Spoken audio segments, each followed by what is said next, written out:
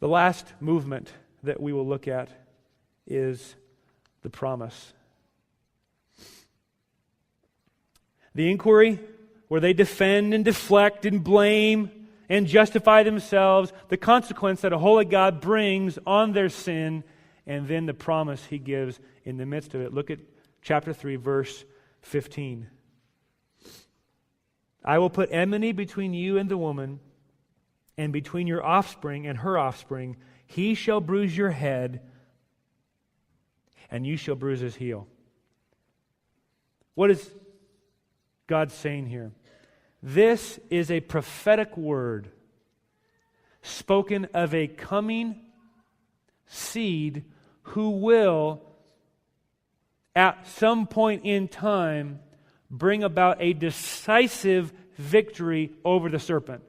He's saying there's two lines of people here in the world. There's two lineages which will come forth in humanity. There's the one lineage of the serpent, meaning those who believe the serpent's lie, those who follow the serpent's deceitful ways, those who bit and accepted the sale that God isn't for us, so we got to take our life in our own hands. There's that line.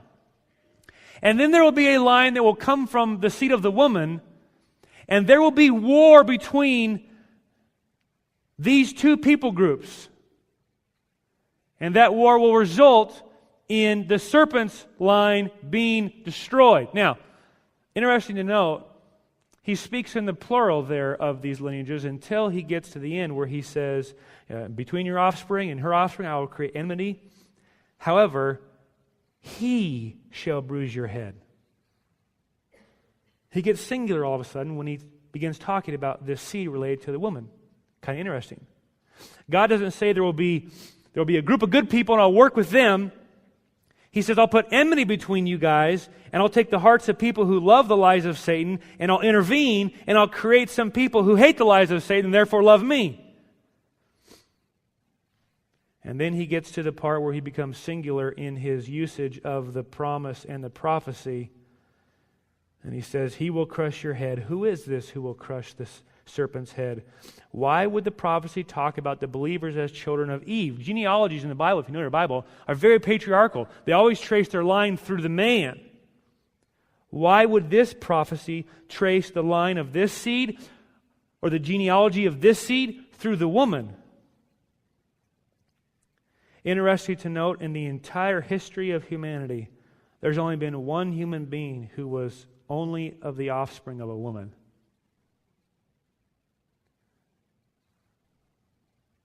A virgin shall conceive without a man, and his name shall be called Emmanuel.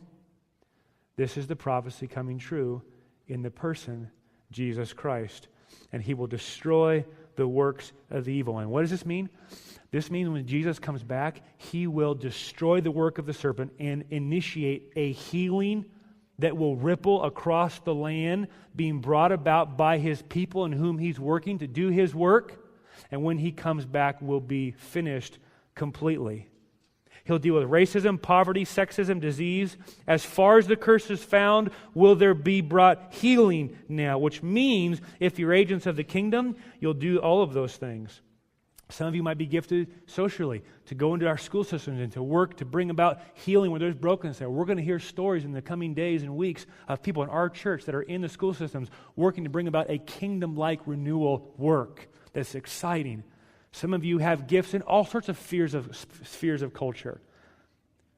God's called you to be there as agents of redemption because the scope of redemption is epic in nature. Therefore, the promise in the midst of the curse, the divine oracle of judgment that is given, is not given without a promise that's interwoven with grace. Paradise is lost, depravity and death comes to all humanity, but the curse